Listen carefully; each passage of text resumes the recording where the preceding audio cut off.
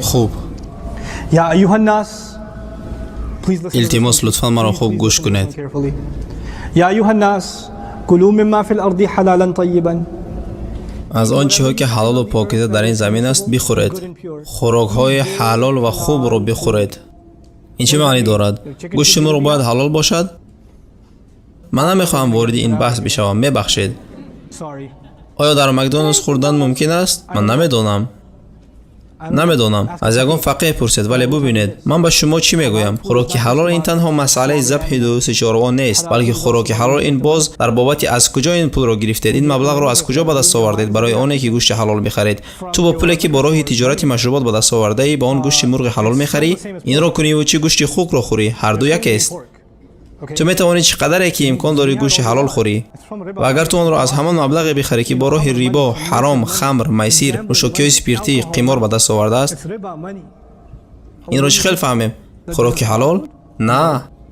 الله میگوید از آن چیزهای حلال و پاکیزه که در زمین است، این کلمه تنها به گوشت خوراک ربط دارد. طیب، تازه، یعنی که به راه درست به دست آورده. هر دو جبهه ها روشن است. حلالا طيبا ولا تتبعوا خطوات الشيطان و پای بر جای پای شیطان مگذارید. إنه لكم عدو مبين. همانا او دشمنی آشکار شماست. شیطان دشمنی خود را از اول نشان داد. او گفت من آنها را به جهنم میآورم، من آنها را پست میزنم. چه خیلی دشمنی او آشکار می شود. إنما يأمركم بالسوء والفحشاء وأن تقولوا على الله ما لا تعلمون. او شما را به بدی و زشتی فرمان می دهد و می خواهد که درباره الله چیزهای بگوید که به آن آگاه نیستید.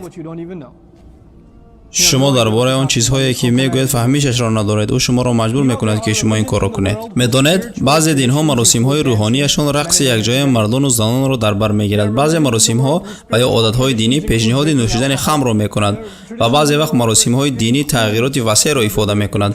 بی‌شرمی و بی‌حیایی مطلقاً چیزهای زشت، ولی این عمل‌های دینی، این مراسم‌های دینی آنهاست. همین طور چگونه آنها پیدا شدند؟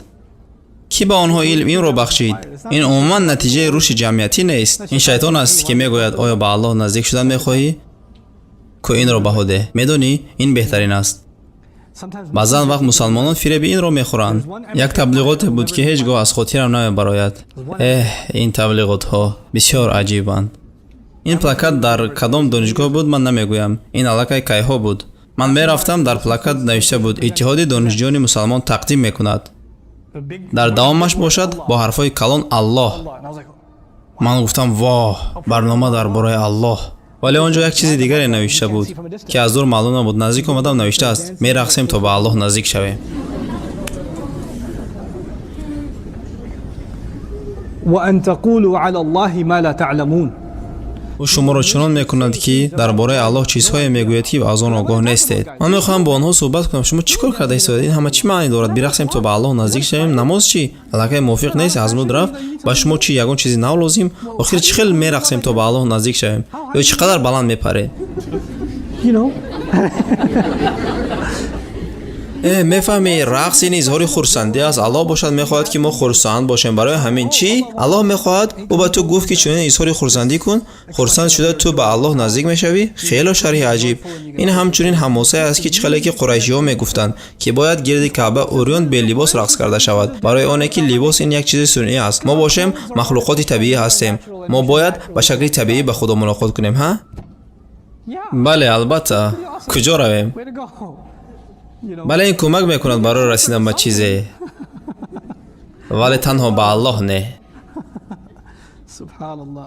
این همان است که تقولوا على الله ما لا تعلمون. تو چیزی حرام استعمال میکنی و این تو رو زیاد به حیا میسازد. تو حرام میخوری، از حرام درآمد میخری، زیاد دیدن کانتنت های زشت را آغاز میکنی، زیاد فیلم میبینی، به ضیافت ها میروی و خودت نیز آنها را تشکیل میکنی. همه‌اش خود به خود چرخ میزند. نابرابری ها به تو سر میشود اگر تو حرام استفاده کنی. تا این همه درجه میآیی که یگان جای بد ندارد. الله این را حلال کرده است میگویی. این آیات ها درباره فحشا و بدی ها است.